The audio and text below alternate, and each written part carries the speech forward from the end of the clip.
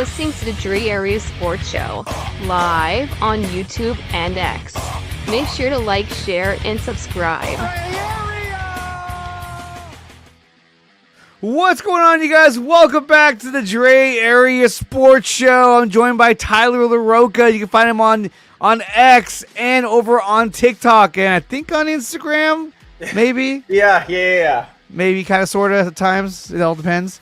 Yeah. But, guys, we're here to talk to you about the San Francisco 49ers and their big win that they got last night against the Atlanta Falcons at Levi Stadium. So we're going to talk a lot about that. So very, very excited about that. And, guys, remember, we're brought to you by SeatGeek. Use promo code Dre Area Sports and save up to $20 on your first purchase over at SeatGeek.com. You want to go to the game, you want to support the Niners when they come back home, go to SeatGeek, use Dre Area Sports as a promo code and save yourself up to $20. That's beer, that's food. It's well worth it. We're also brought to you by BetUS.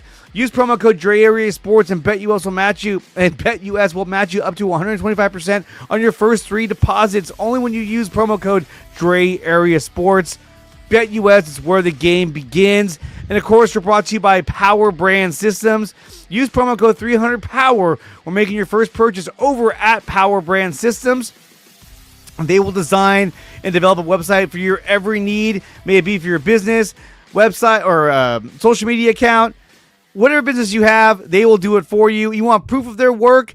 Then check out the websites of John Chapman, Johnny Dale's Football Academy, and my own website, which is DreAreaSports.com.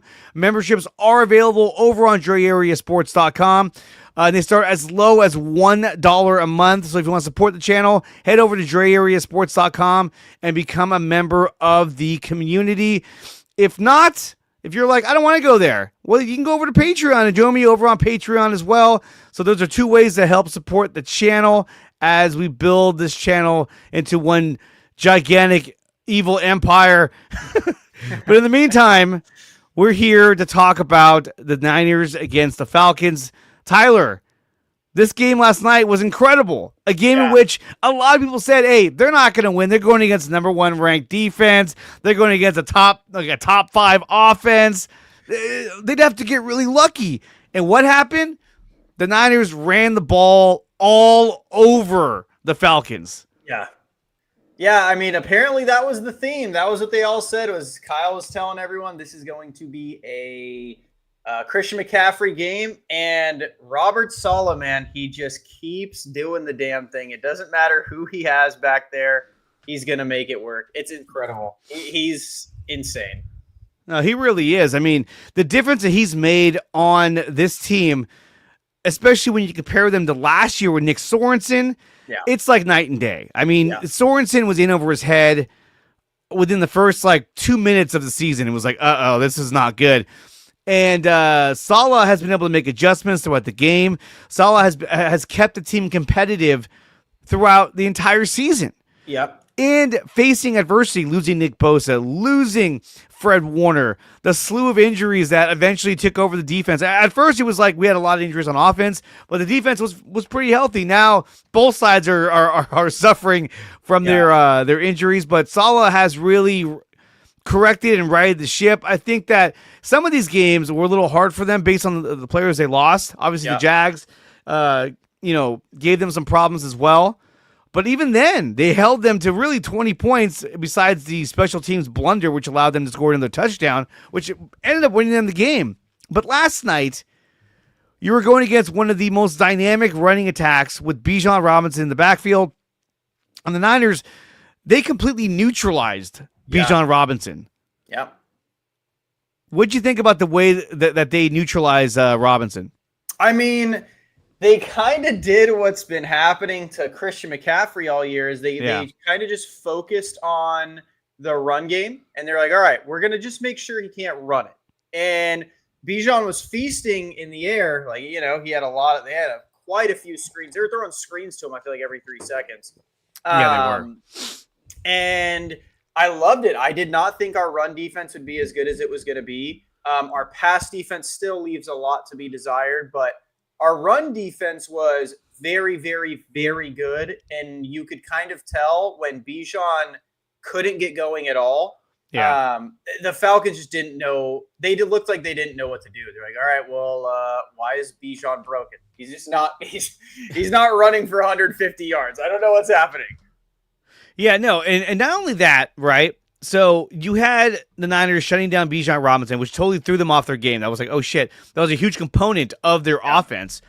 But then what it ended up doing was it really exposed Michael Penix as a inexperienced and sort of a bonehead quarterback. He was making a lot of mistakes out there that was costing them points. I mean, at the end of the half, he threw the ball out of bounds. It was intentional grounding with a 10-second runoff. It was like, what are you doing, dude?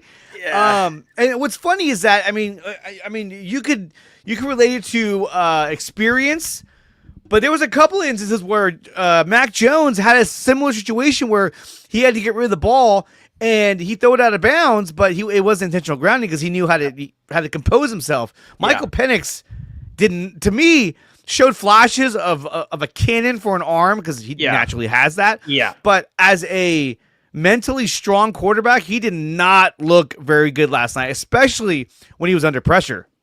Yeah, so Penix has been one of those quarterbacks. He was really good in college, and I think it was because of his arm. But I remember last year I was really confused why Raheem Morris wasn't on the hot seat. Like, he seemed like to go under the rug of like they were giving a bunch of other coaches like shit, and he was like one of them that wasn't getting it, and I was super confused. And then this offseason when they like doubled down on Michael Penix, like not having any competition and it's his job, this is his team, I was really, really confused by that because I was like, he didn't look awful last year, but he didn't look good. So I didn't understand this whole doubling down, like we don't need anyone in this building because Penix is the guy. And so I didn't really get it. And then throughout this year, I haven't really understood it. And then last night again, I look at it and I'm like, how is Raheem Morris? Like, I genuinely think Raheem Morris is a bottom 2 head coach in the NFL right now. I don't know how he's not getting more flack. How did you double down on this guy like so confidently? He hasn't shown – his anticipation seems awful. Like, it seems like he has no idea. It's like it reminds me of Caleb Williams. Like, he seems like he has zero idea where the ball should be going based on the defense. Because if you look, like, we were leaving people open. Like, he could have feasted on that on our second. He seems like he's more of a reactionary coach, more of like a maybe a culture guy. I mean, he used to play the game, so I think he's more like, hey, guys, I get it. But a lot of that team is built around, the offensive coordinator, Zach Robinson, first-year offensive coordinator. They've had a really good offense this season. And on top of that, what's his name? The defensive coordinator, former Niner. Ulbrich, right? Ulbrich. I was going to say Ehrlich, just on it. Yeah. Ulbrich. I mean, I thought the defense was looking really good early on. Mm-hmm. They just suffered from the fact that the offense couldn't get their game together because the Niners defense, Saleh had a magnificent game plan against the Falcons. He neutralized Bijan Robinson. That exposed Michael Penix for his lack of experience. Yeah. And then it also opened up more lanes to get pressure onto Michael Penix. And Penix is not really a mobile quarterback, so when he would drop back and face pressure, you saw a lot of times he'd drop back and just sort of throw it away or just sort of loft it to nobody because I think he felt the pressure and he felt like he had to get rid of the ball and he would just kind of throw it away. And when you do that once or twice, okay, but when you do that multiple times throughout the game, everyone starts to stop and go, dude, what the hell is going on? You sort of lose confidence in the rest of your team.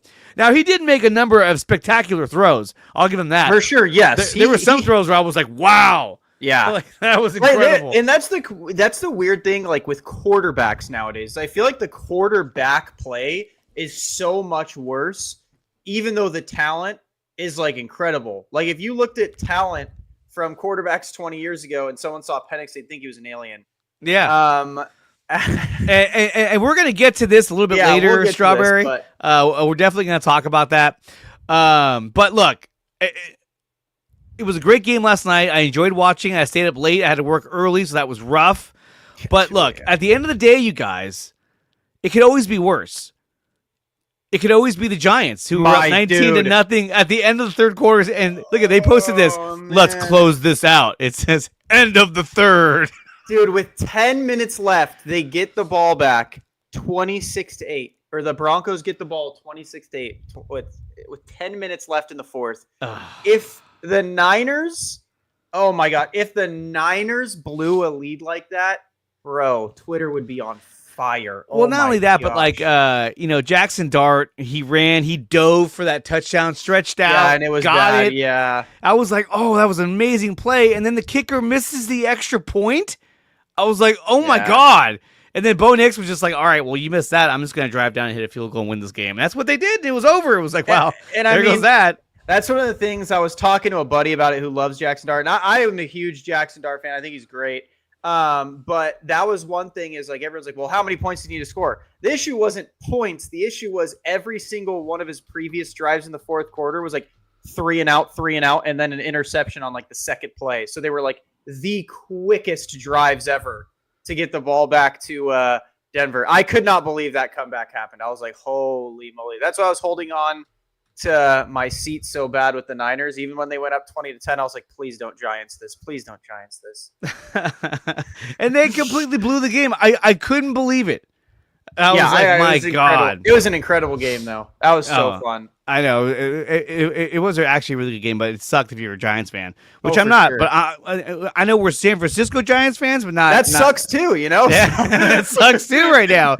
Watching the Dodgers do this, I'm just like, ugh. Like the other night, I was hanging out with my kids, and I was getting notifications that Shohei Ohtani is hitting like 1 home run, 2 home run. I was just like, I don't care. I tweeted out. I was like, fuck the Dodgers. I don't give a shit. They're gonna be the reason why Major League Baseball introduces a salary cap, because teams are gonna get so fed up, and be like, well, what the fuck are we supposed to do? They need it. Oh, okay, man, so getting back to the Niners, man, because that's a whole nother stream. Yeah. Let's talk about one of the players that stood out during the game, which was Christian McCaffrey. Christian McCaffrey, let's see, I have his numbers right here. He had 24 rushes for 129 yards. Mm-hmm. He also had, they have it in a separate category. He also had 7 catches for 72 yards, and he also ran for 2 touchdowns. Yeah. McCaffrey was their entire offense last night. Not the entire, but the primary man of their offense. He was it. I mean, if a receiver has 7 catches for 72 yards, they had a big game. He had that, and he also ran for 129 yards and 2 touchdowns. What did you think about the performance of Christian McCaffrey? Yeah, I mean, here's the thing with Christian, man, is I'm so cautiously optimistic about Christian McCaffrey just because, dude, the volume he is getting is so unsustainable. Like, and he's playing incredible. This is not a knock on Christian McCaffrey. This isn't a knock on him at all. He has been playing phenomenal. He has been quite literally the sole reason this offense has had anything going right now. But, dude, we need to take some volume away from him. He can't be touching the ball. And I would agree with that. However, at least last night, Brian Robinson got 9 carries for 36 yards, which doesn't sound like a lot, but when you put it into context, Bijan Robinson had, what is it? He had 9 carries for 36 yards. Yeah. He was playing well, too. I'm sorry. Brian Robinson had 9 carries for 36 yards. Bijan Robinson had 14 carries for 40 yards. Yeah. I mean, that's insane right there. It goes back to, like, I mean, dude, I know we're talking about Christian McCaffrey, but, like, George Kittle being back, like, huge. I did not think there was anything that could save this team's run game. And wow, even watching the difference on runs with Tonjison versus Kittle, it was like night and day. Like someone would walk right by Tonjus and hit him in the backfield, then George was in, and it's like a 7-yard, 10-yard gain. I mean, they're literally showcasing his blocking ability on the broadcast. That's how big of a difference he made. And you saw much bigger holes for Christian McCaffrey. And I don't know about you, but like some of the talk about McCaffrey, losing a step or two, I thought he looked phenomenal last night. And I think a lot of the times this season, when he's been getting the rap of, he may have lost a step or two, he's not as fast as he used to be, I think it's more on the line of they're not blocking for him. Yeah. And so he's not getting the holes that he normally gets. And I had Johnny Dell on the show a couple of weeks ago, and we broke down a lot of the film from the Jaguars game. And there were plenty of opportunities for him to hit big holes. The problem was that the execution of the blocking was just not there. Yeah. And Shelby, I agree. The defense in CMC won this game.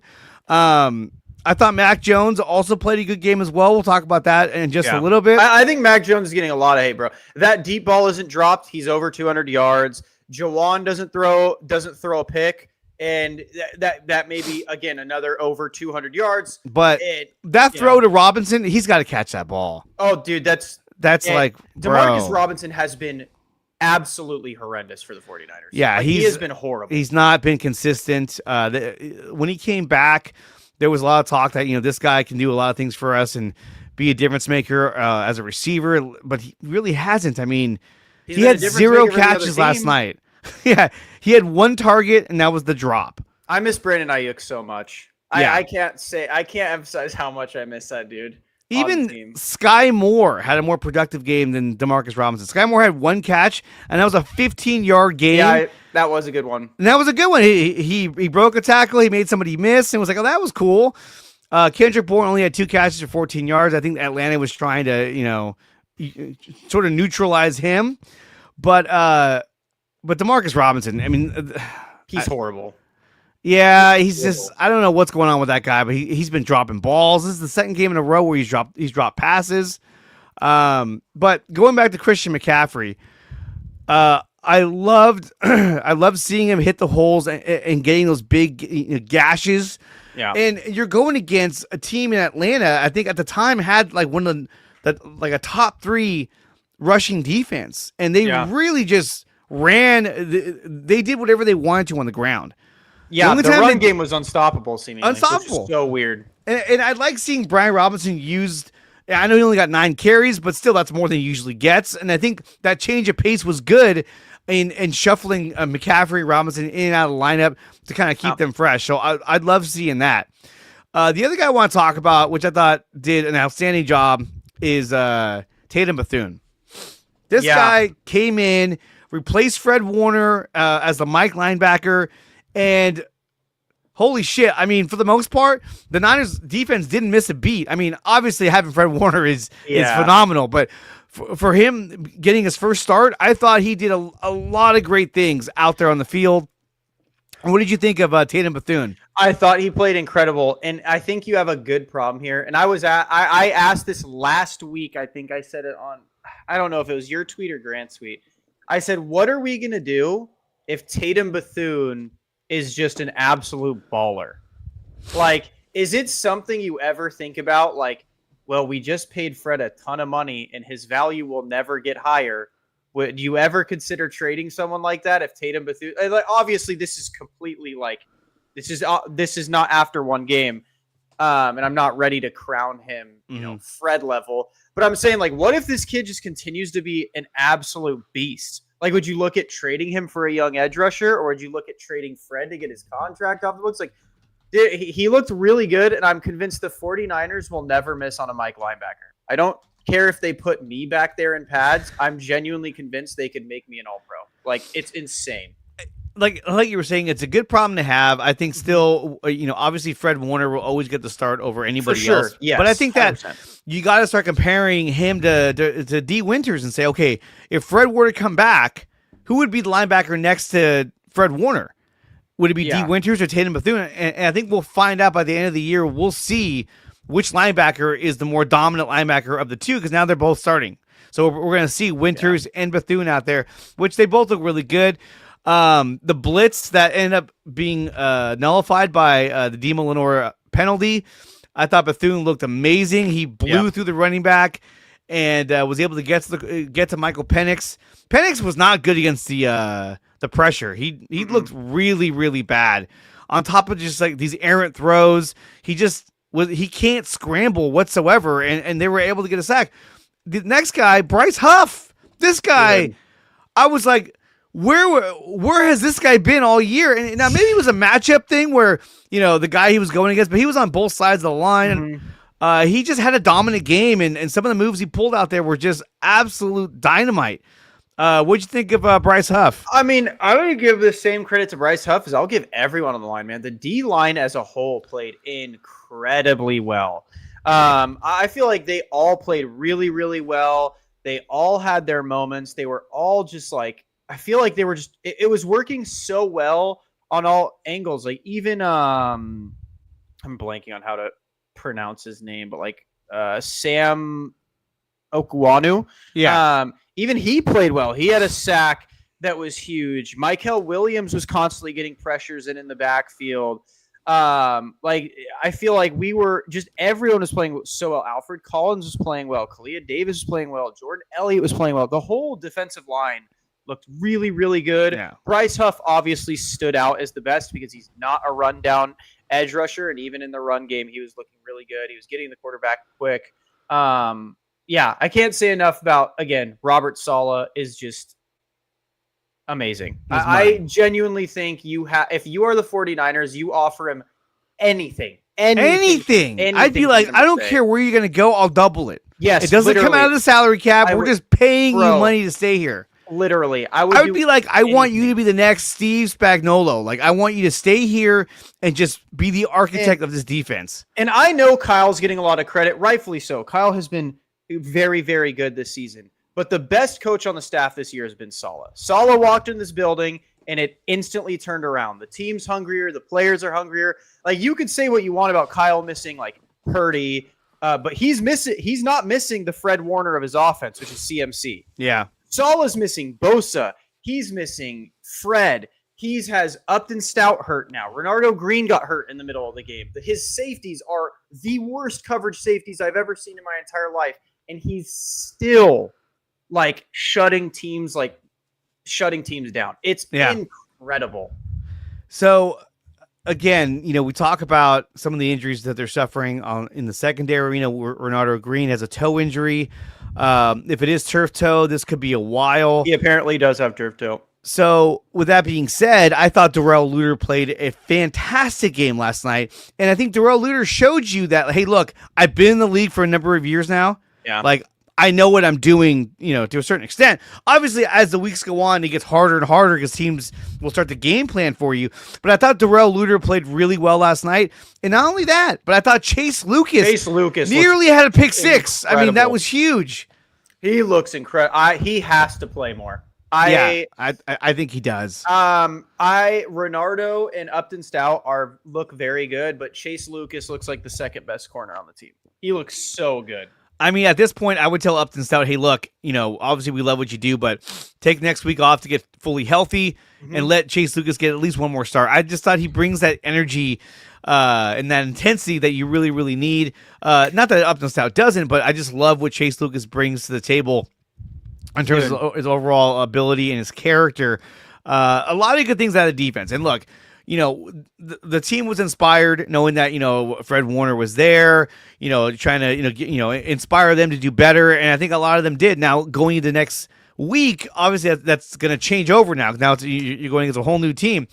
And so if they can continue to do what they were doing against Atlanta, I think they're going to find a lot of success. And to correct myself from earlier, yes, Strawberry was right.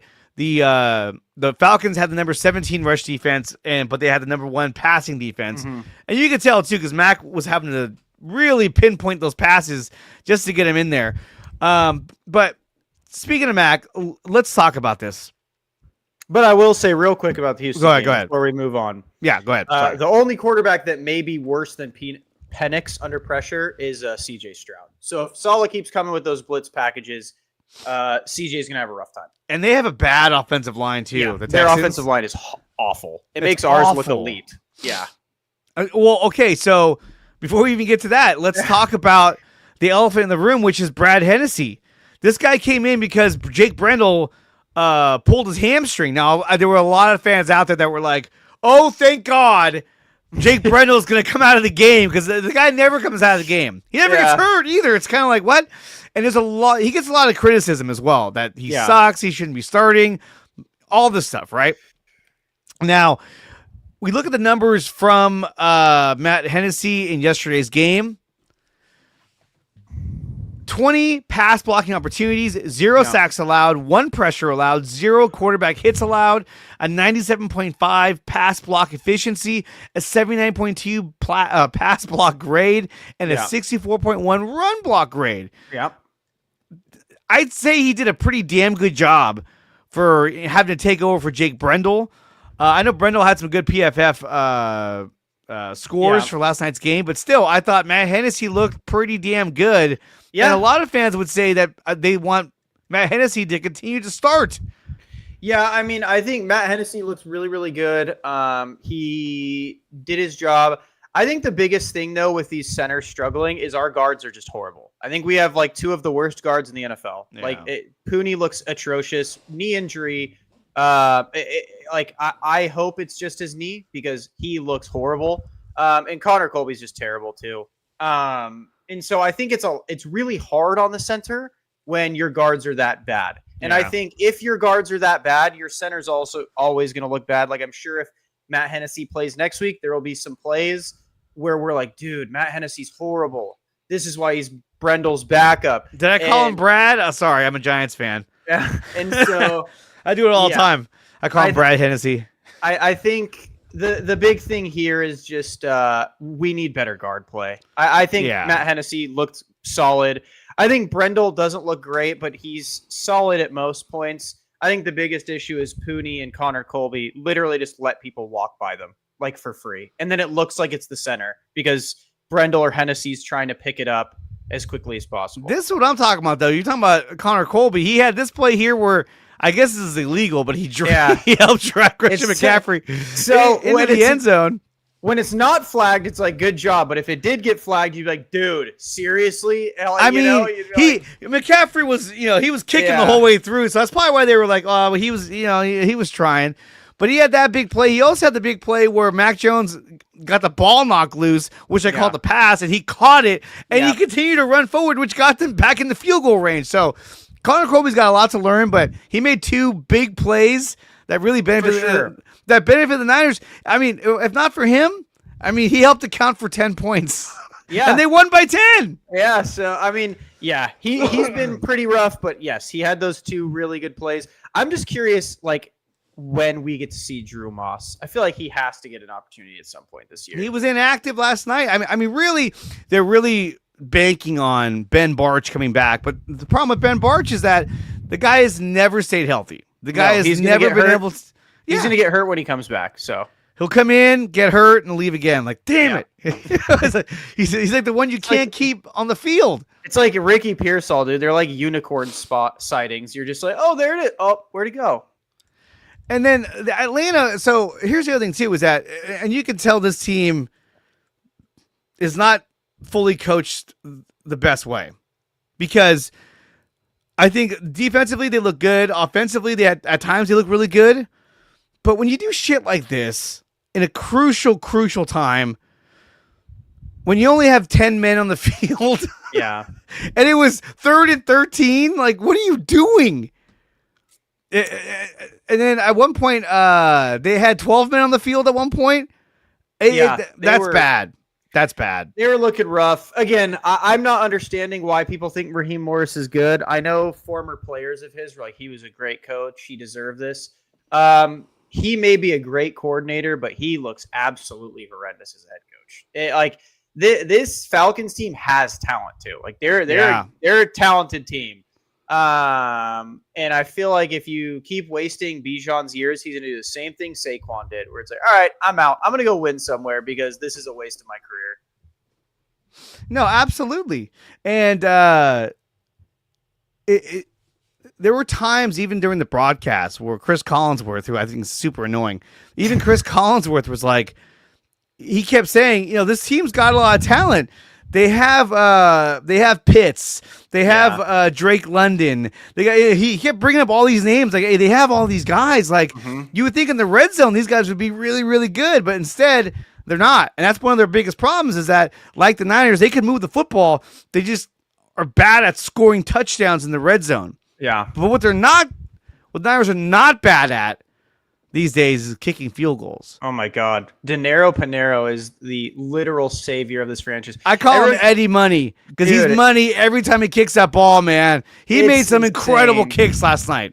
He is phenomenal. Like, I was even watching Jake Moody yesterday, and like he went 4 for 4, but it was the 4 for 4 that all Niners fans are used to seeing, where even like, because he didn't kick one ball over 40 yards.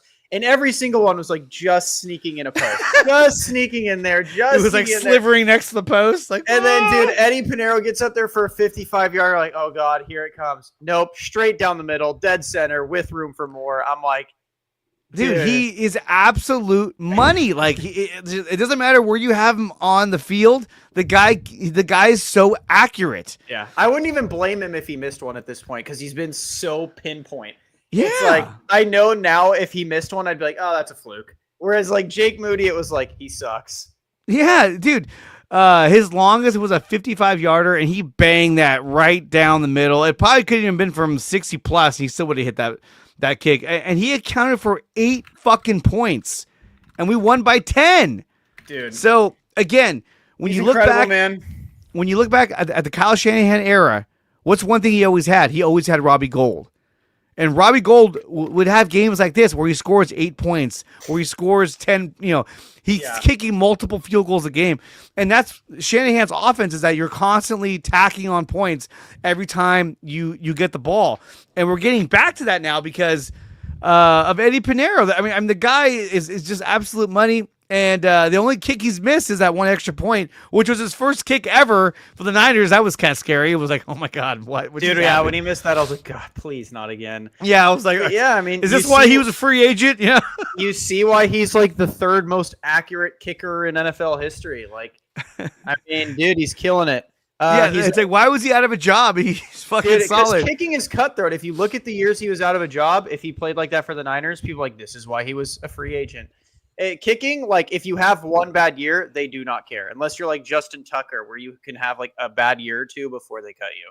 Yeah, absolutely. Justin Tucker. Yeah, I mean, obviously he had other stuff going on. But, I mean, of all the guys you could have picked, you picked that guy? Okay, Harrison Butker. Like, he might get cut at the end of the year. And it's like, he's notoriously a phenomenal kicker. For the Chiefs. But the last couple years, he has been butt cheeks. So yeah, he's been ass. Yeah, his name's Butker, too. So it kind of goes.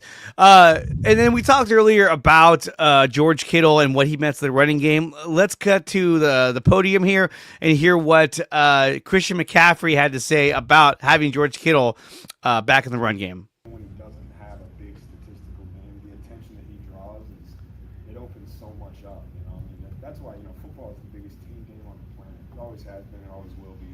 When you got guys like that on the field, just their presence alone strikes a lot of fear in coordinators. And so you have to keep eyes on them. And some games it might be me that has these open lanes and has a good stats line, whatever. And other times it'll be him or whoever else is coming to the table. So that's why it's a team game, and having him out there's a big deal. I mean, he's even saying just having him out there makes a huge difference. Yeah. I mean, well, there was one 3rd and long where we put in Tonjes. Tonjes let the edge rusher run right by, and he either hit Matt or affected the throw. And I was like, why is Kittle ever out on 3rd and long? Like, ever. I know. I don't care if he's tired. Let him sit there because they're going to be worried about him anyways because it's the best tight end in NFL history. So you got to look at him. I love George. I'm so glad he's back. I mean, yeah. And George loves Mac Jones. So, I'm with him. I would say that of all the game plans that Atlanta had, not letting George Kittle get the ball, they did a good job at that. Every time we tried to give him the ball, he was just covered up. They knew don't let him he's gonna throw it there. Instead, he threw it to McCaffrey like 7 times. They're like, leave Juwan Jennings and Demarcus Robinson open. They won't catch it. they'll drop. And that ball, Demarcus Robinson, it was right in the breadbasket. I don't know where else you could have asked for that ball to go. And that way, it wasn't like that was a line drive either. He just sort of just threw it up there like 3 flies up, and he was just like. It went right through his arms. I was like, oh, bro, dude. Come on, dude. So we're talking about George Kittle. George Kittle also had this to say. So let's go ahead and go to George Kittle about why they've been so successful lately. And let's hear what he had to say. Yeah, I wonder what George is going to say. You know what? I think, one, Mac Jones is a fantastic quarterback. The way that he's stepped up for when Brock has not been in and led this team to a bunch of victories is incredible. He gets hit a ton of times and he stands right back up and delivers the next pass. The way that he is in and out of the huddle. So that is one reason I think for our success is him. And then I say the other one is, I've said this since OTAs, Robert Saleh is the best free agent signing that we possibly got. The juice that he brings every single day, how smart he is, the way that he game plans, how he sets guys up for success, puts guys in positions to succeed, how he calls the blitzes in the right time. Like, he's just such a good coach. And I'm so happy that we got him back this year because he is a fire for our defense and he will be a fire for us. So those are my two things. I think that is a reason why the team is good. And then, yeah, we're gritty. You know, anytime Christian McCaffrey touches the football, you have a chance for a 7-yard play. And I know we haven't had a lot of those this year, but like teams have to prepare for that. And teams are, you know, you got to kind of be scared of Christian McCaffrey. And so I think, you know, he had 200 yards, 2 touchdowns. Hey, there's Christian McCaffrey. You're going to get a lot more of that this year. Huh. And that's pretty huge in what Strawberry. he said. Wait, Strawberry, were you listening there? Because I'm not the only one that thinks Mac is a major reason why we're winning. George Kittle seems to agree with me, and he's playing with him.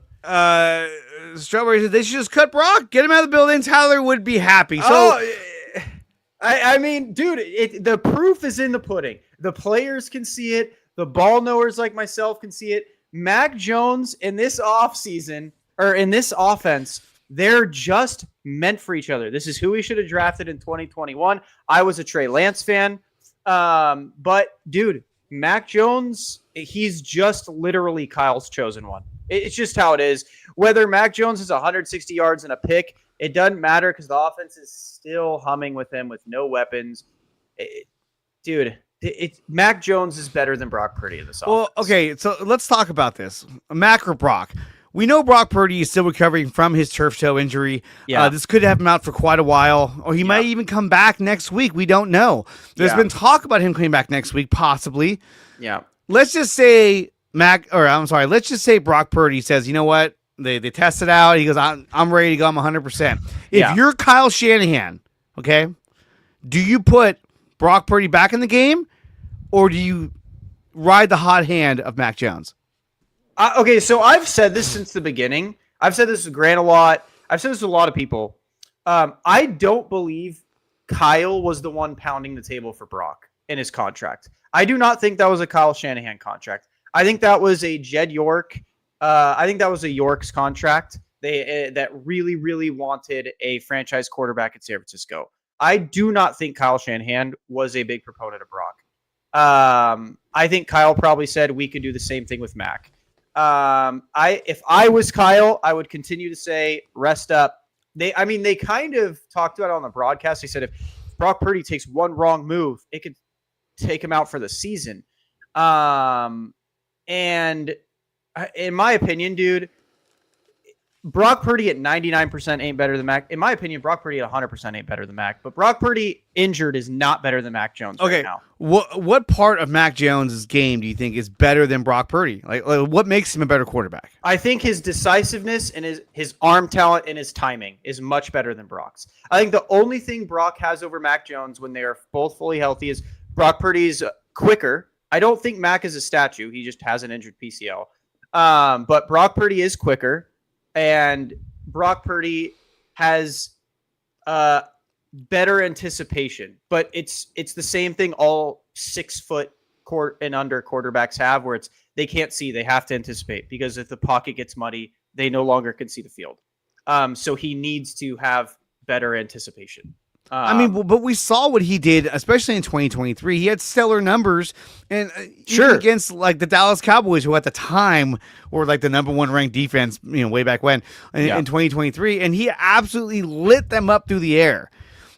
Is it a case where you think it's just a matter of Kyle's game planning that allows him to be successful, or do you think it's Brock's talent that allowed him to be successful? So my thing with all Kyle Shanahan quarterbacks is his system is very, very friendly if you know how to run it. But I think what happened with Jimmy, what happened with Brock, and what's happening for Mac is at first it's smooth sailing. It's Kyle's system. You don't really know how to stop him because it's Kyle. And then you start seeing the limitations of the quarterback. So with Jimmy, it was load the box. He's not going to beat us over the top with his arm. He quite literally can't. He also couldn't move either. Yeah. With Brock Purdy, it's the complete opposite. It's get Brock Purdy out of the pocket and let him do this happy feet thing he does out of the pocket because he's going to throw us a pick. And you saw it in 2023. The reason it was ignored in 2023 was because all the interceptions were dropped and everyone was memeing on Grant and Jesse and all those guys that were saying like, but he has a lot of drop picks, guys. Like if these start getting caught, these are going to be a problem. You saw last year, they started getting caught. This year, they started getting caught.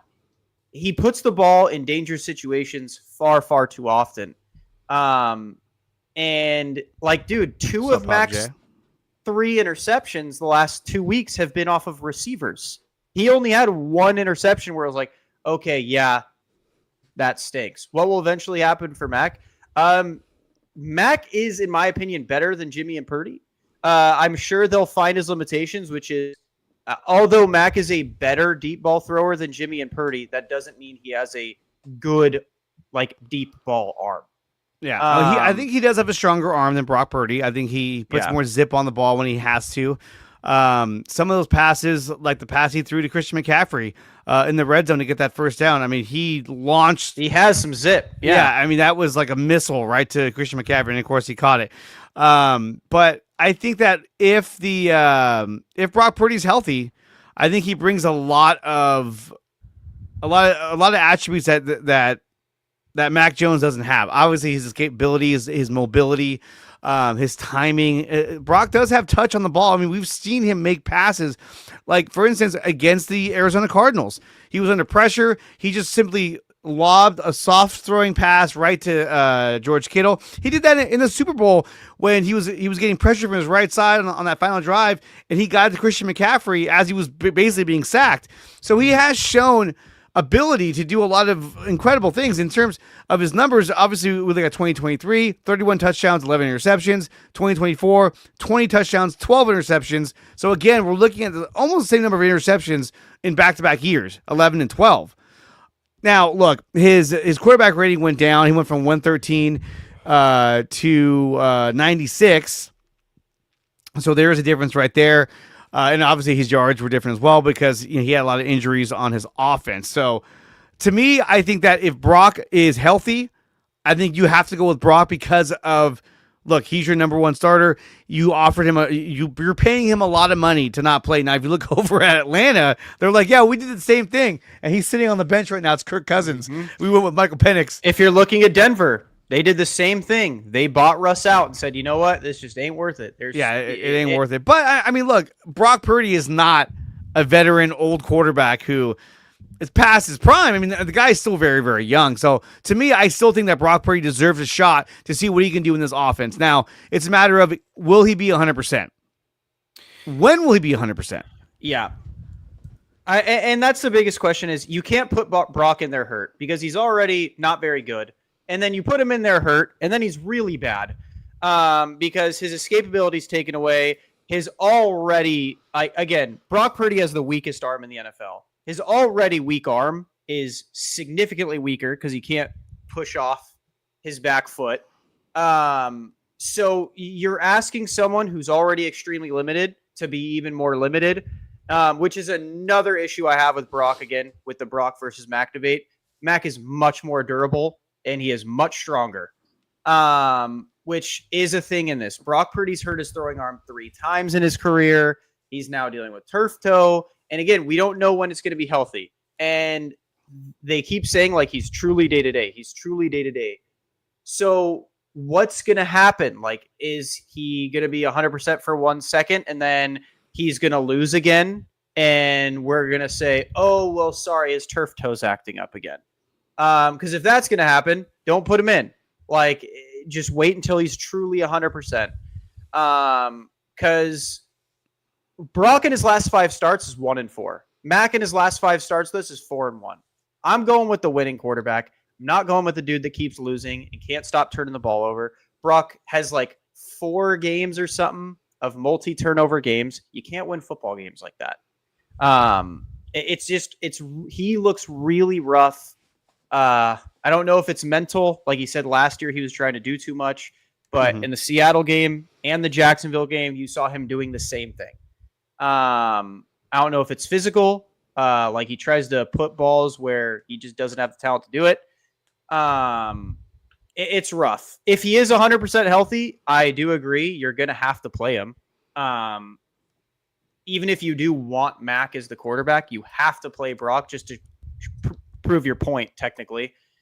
But I wouldn't play him until he's truly 100%, because otherwise you're setting him up to fail. Well, and that was the other thing too, is that, you know, they allowed him not to go on IR when really he should have gone on IR, and that frees up a roster spot. Instead, he stayed on the roster and said, "Oh, I'll be fine in a few weeks." And now it's cost them because he's not okay. He's not 100%. We saw him against Jacksonville. He looked awful against Jacksonville, and I think that a lot of that was because of the fact that he was still hurt. He couldn't put the pressure on his foot, on his toe, and you saw a lot of his throws were sailing upwards, and which was costing him a lot in that game. It cost the Niners the game. And I'd argue if you watch his film, his passes always sail. That's been a thing in my opinion. If you look at 2024, his passes were sailing. Even if you look at 2023, his passes were sailing. The only reason, we're talking about him now is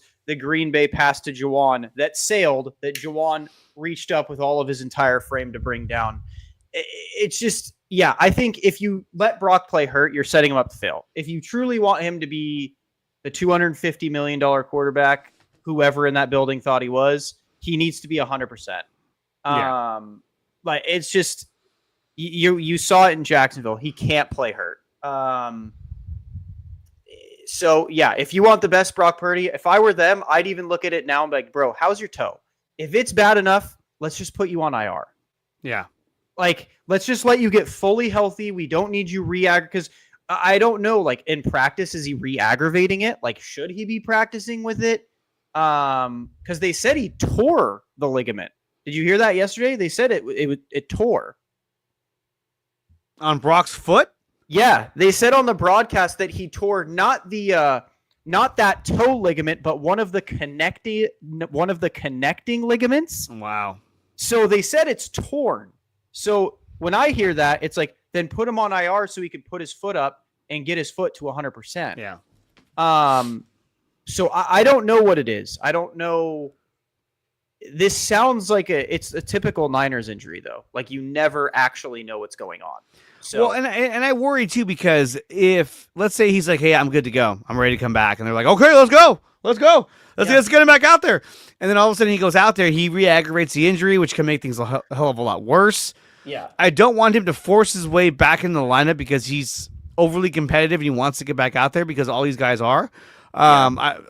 Like you were saying, I want him to be 100%, and when he is 100%, I think he deserves the opportunity to start. It is going to be hard because you got to tell Mac Jones, okay, you did a great job, but he's a starter. And Mac has said, this is his job. I'm the backup. Sure. I'm just doing what I can.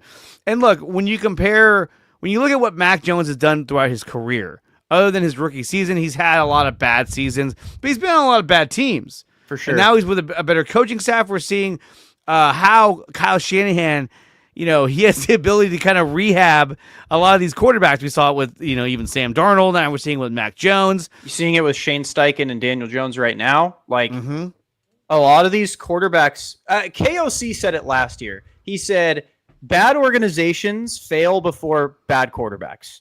Like, it's spot on, dude. And that's the thing, man. Like, Kyle made someone of Brock's talent look phenomenal enough to get a life-changing contract. And I think the biggest issue with Kyle, though, is he gets his quarterbacks hurt. They get hit way too much. They get hit a lot. And even then, too, right? Say Brock is like, I am good. I'd be like, are you sure? Because, dude, look how much Mac is getting hit. The only reason Mac can keep standing there is because he's 6'3", 200-something pounds. He's getting smacked around. He is getting, and for people to say, well, it's because he's essentially, dude, Brock Purdy was getting chucked around like a rag doll. Like, it wasn't like Brock Purdy was this Lamar Jackson untouched, like, moving around. Like, Brock Purdy was getting hit just as much. So Papa J writes he has a torn stabilizing ligament underneath the joint in his toe, turf toe. Nothing we didn't know before. Exactly. So, in my opinion, if it's torn, you need to put him on. Just put him on ice. Let him. Okay. Let me ask you this, because we are reaching towards the end of the show. But let me ask you this: when he was in the Super Bowl against the Chiefs, when watching that game, did you feel like, okay, this guy is limiting what we can do with this offense? So when I was watching Brock in the Super Bowl, I felt the same as I felt with Jimmy in the Super Bowl, but before the fourth quarter, which is this guy's fine, right? Like, so take example. A lot of the people always compare Purdy to Jalen Hurts. Perfect example. In the Super Bowl, Jalen Hurts looked like a stud. Yeah, like, he played incredible. phenomenal. Brock Purdy, he didn't play bad. He didn't play good. He just played fine. And when I'm thinking of a franchise quarterback, I don't want my quarterback that plays fine. I don't want the quarterback that played a half of bad football against the Lions. I don't want the quarterback that played 3/4 of bad football against the Packers. And then we go to the Super Bowl and you're just fine. I want the quarterback that, even if he is a system guy like Jalen Hurts, he rises to the occasion and he steps up. And that's not including his durability issues that he's been having. Like, he's always nursing an injury, and it always seems to affect him. Like, when in the Ravens game, Christmas 2023, my favorite game, they always talk about, well, he was dealing with a concussion. Then why is he playing? Because he can't play injured. Yeah. Like, then the Jaguars game, well, it was his toe. Well, the Seattle game, well, that was his toe too. Then why are you playing him if he is incompetent when he is hurt? And again, that's, in my opinion, a problem. Mac Jones is hurt. He's not incompetent. He's not throwing 4 picks. He's not turning the ball over 3 times. He's like still serviceable. And that's my thing with Brock is like, sure, in the Super Bowl, he looked fine. But that's my problem is $250. I don't want to pay $250 million for someone that looks fine. I want him to look good or great. But here's the thing, though, is that going into free agency, or I should say going into this past offseason, what other choice were there for the Niners? Yeah, I would have made him play. I would agree that I would have probably tried to make him play on his final year to see what you get. Because imagine if he was on his final year right now. You'd be like, I'm not giving you a massive contract because you've been hurt all year. But that's just kind of the way that was my issue goes. But that was my issue last year, too, is he played awful. Why in the hell would you give him this much money? Like, I'd even have understood if they gave him the Baker Mayfield 3-year deal. Like, that I would have got. The deal they gave him, I was like, he did nothing to deserve that last year. He played bad. Sure, you could say he had injuries or Christian wasn't great or whatever. Okay, that doesn't change that I'm not giving you $250 million. I would have made him play on this year, or I would have given him a Kirk Cousins like year or 2 contract where it's like 2 years, $100 million, fully guaranteed. Okay, we have a question here. Tyler, if Brock is cut tomorrow, would another team put him on their practice squad? If Brock is cut, I mean, yeah, he'd go on their practice squad. But you want a practice squad to be your franchise quarterback? A practice? That's the bar? Like, what do you mean? I don't think Brock Purdy would start on another football team if he was removed from the 49ers. No. I don't think he would never, ever have gotten this contract from anyone else. Never. I think they should have done what the Ravens did. I mean, he led them to the Super Bowl and to back-to-back NFC title games. Christian McCaffrey's Offensive Player of the Year led them to the Super Bowl. Have you ever looked at Jimmy's stats with CMC from that year? They were identical to Brock's. Identical. And that was Christian McCaffrey getting used to the offense. In 2022. Christian and Jimmy were just as good as Brock and Jimmy in 2022. Brock had a great 2023. Don't get me wrong. He played well. He had All-Pro Debo, All-Pro Kittle, All-Pro Ayuk, All-Pro Trent, All-Pro Christian McCaffrey, and an emerging Juwan Jennings. I would hope you could play well in that offense. I would hope. You know? Tyler, you are crazy. I'm trying to gauge what you think I think Brock Purdy is a serviceable backup quarterback in the NFL. I think if they did what the Ravens did and said, okay, we'll let other teams negotiate with you, 0 out of 31 teams would have given Brock the offer the Niners offered him. there is not a single team that would have given him this contract this year. Now, I don't think he's saying that he doesn't think he's a backup quarterback. I think he'd be a serviceable backup. I think he'd be a guy that's there, and if he had to go in, you'd be like, okay, cool. He'd be what you're viewing Mac Jones as. Okay, so let me ask you this. If Brock comes back and he goes out there and he just starts lighting it up. Mm-hmm. He won't, but yeah. What if he does? If he does, sure. Will you? Are you willing to eat crow and say, you know what? Oh, for sure. And this is the thing. People get so mad at me for this because I always say this. I hope Brock Purdy comes back, wins the Super Bowl, puts up one of my tweets and says like, "Fuck you, Tyler. This is for you." Like, dude, I wouldn't care. Yeah, I wouldn't care at all if he comes in and balls out, proves me wrong, dude. There is nothing I want more than the Niners to have a bona fide starting quarterback. I don't think it's Brock. If he comes back, I will be the first one to say, bro, Brock Purdy balled out. He let him hang. Like, if he comes back against Houston and he balls, right, and he does what Mac Jones has been doing against, if he does what Mac Jones did against the Rams, right, say Ricky doesn't come back, he just has Kittle and he just has Christian, then he has the other replacements around him, and he balls out, and just goes on a shootout win. I'll be like, bro, Brock, let him hang. That's $250 million. That's the quarterback you pay for. Of course I'd applaud Brock, but I haven't seen it outside of the Chicago game last year.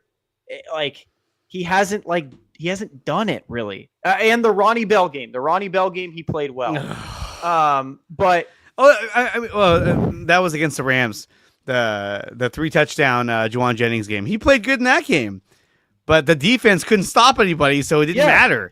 And so, that's the other thing too. He was playing with a really shitty defense last year, but you could argue that if Brock comes in and he plays well, I'll give him the flowers. But if Brock comes in and he plays like crap, and I hear, well, the line sucks, well, the receivers suck. Mac is 4-1 with the receivers that suck and the line that suck. Yeah. So that's my thing is I don't want to hear the double standards. Like, if Brock goes in and plays bad, it's straight up he's just not good. Like, and that's my thing. Like, if Brock goes in, I hope he balls, dude. I hope that I come on here and he plays against Houston and I come on here next week and you're like, dude, Brock is that guy.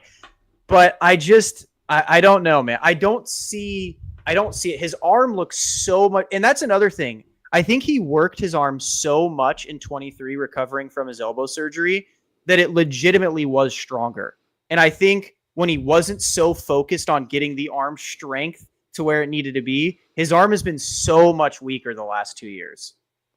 I will say there are some throws that he makes where it's like the announcers will be like, Brock floats one over, and I was like, don't say that. Come on. Yeah. Floats one. I mean, come on. Or like his go ball to Ricky Pearsall, where everyone's like, see, he can throw one. Ricky Pearsall stopped, turned around, and adjusted to it against Jacksonville. And it was like, Ricky did everything. It was like, look at Brock. See, I knew he could throw it. It's like, dude, the ball sputtered out. It ran out of gas. Well, there was a hitch in the route, so he did have to stop and go. But I thought the pass looked really good. I think Brock Purdy can do a lot of good things, and I think that Brock has the intangibles that Mac doesn't, meaning that like in the clutch he could do a lot of incredible things. I mean, look, he turns it over with the best of them. But still, against the Lions, I mean, there was a guy hanging off his back, and he throws that pinpoint pass to Kyle Juszczyk on the sideline. There were plays like that where you're like, wow, this guy is doing some incredible things. However, the deep ball to Ayuk bounced off the receiver's mask. That was crazy.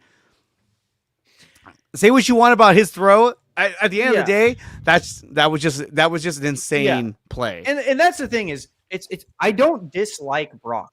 I just don't think he's that good. It's not a dislike for him. It's not that I think he's a bad person. I just don't think he's that good of a quarterback. Like, and if his political views don't align with mine. Like, it's not anything like that. Like, I think Brock is an awesome story. I hope he gets a 30 for 30 and everything. I'm glad he got paid and got broken off. Deserved. Good job. Kudos on you. But I just don't think he's a bona fide starting quarterback in the NFL. I just don't. It's, it's not an emotional thing. I'm a 49er fan at heart. I want the 49ers to be dominant, and I want us to finally have a franchise quarterback, and I just don't see it being Brock. Okay, so as we wrap things up, real quick, let's do a quick little prediction. Niners versus Texans is going to be in Houston. We don't know. Brock might be starting. We don't dude, know. It's weird. Regardless, do you see San Francisco coming out with the win in Houston? So,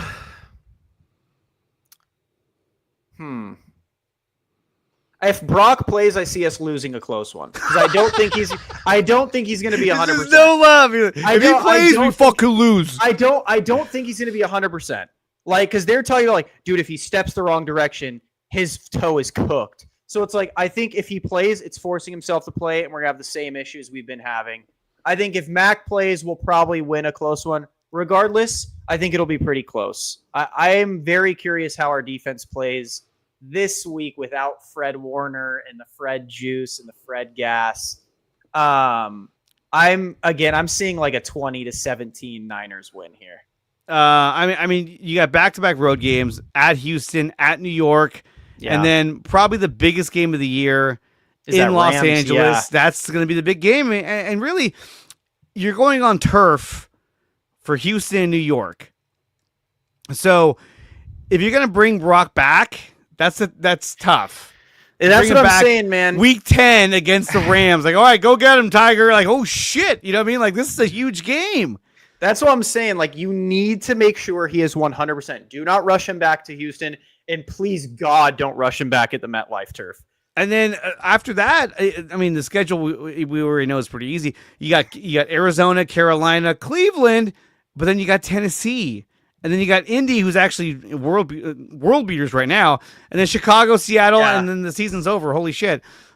I think Indy's one of the best. I think Indy's one of the best teams in the league. And we're going to Indy to play that game. That's going to be rough. They're gross. I think we're going to need like a legitimately healthy team, as healthy as we can be for that game. But yeah, I think we win a close one against the Texans. I really hope they don't force Brock back, because if he's forced back and he ends up re-aggravating and then has to go to MetLife turf and SoFi turf, that toe is going to get torn.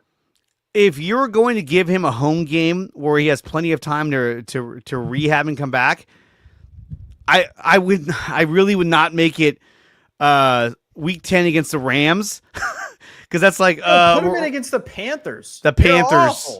I think that's the game you put him in there. Okay, let's throw him in there, see what he does. If he lights it up, then hey, we're good to go. Even the Titans, if he needs a little bit longer, even the Titans. But I think at that point, I think the biggest issue is, say he's hurt up to that Panthers game, and say Mac rattles off all wins. Say he beats the Rams and all these teams. There's a 0% chance they're putting Brock Purdy back in, I think. I don't think they're going to put him back in and ruin a quarterback that's like 9-1 or 8-1. I think the players would hate you if you did that. It could be. It could easily be. I think Niners do win this game. I think the Texans have a lot of flaws. Yeah, their line's bad. They're not a solid team as they once were 2 years ago. Yeah. So yeah, I see Niners winning this game in Houston, probably somewhere around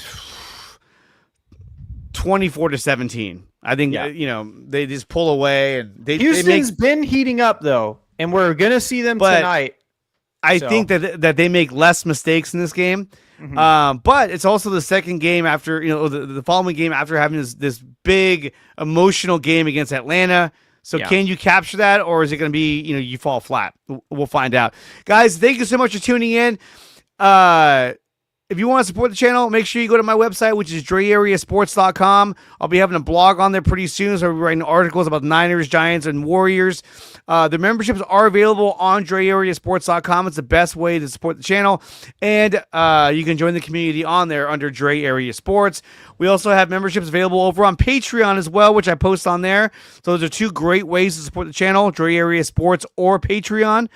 And again, we're brought to you by SeatGeek. Use promo code Dre Area Sports to save up to $20 on your first purchase over at SeatGeek.com. Power Brand Systems. Use promo code 300POWER to save up to $300 on your first purchase at Power Brand Systems. And we're brought to you by BetUS. BetUS will match you up to 125% on your first 3 deposits when you use promo code Dre Area Sports. BetUS, it's where the game begins. Tyler, thank you so much for coming on. We'll do it again next week if we're available. Yeah. Niners take on the Houston Texans this Sunday at 10 a.m. Pacific time on Fox. It's going to be a good game. And one reason why I might see Brock trying to come back is because they were constantly comparing him to CJ Stroud. Like, oh, look at CJ Stroud's doing the same thing. So he might be like, I want to come back because I want to show that, But to me, not worth it. It's not worth it. The more we talk about this, it looks like Week 12 against Carolina or even Week 11 against Arizona might be it. Again, if they truly believe he is their $250 million franchise quarterback, then do not rush him back. There's quite literally a zero need to do that. We're still in first place. We're fine. We'll live. It's going to be fine. We'll live. There we go. It is fine.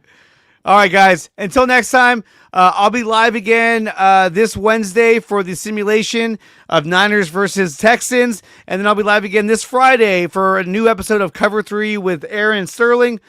And so until then, guys, go Niners, and we'll see you next time. Peace! You're listening to the Dre Area Sports Show, live on YouTube and X. Make sure to like, share, and subscribe.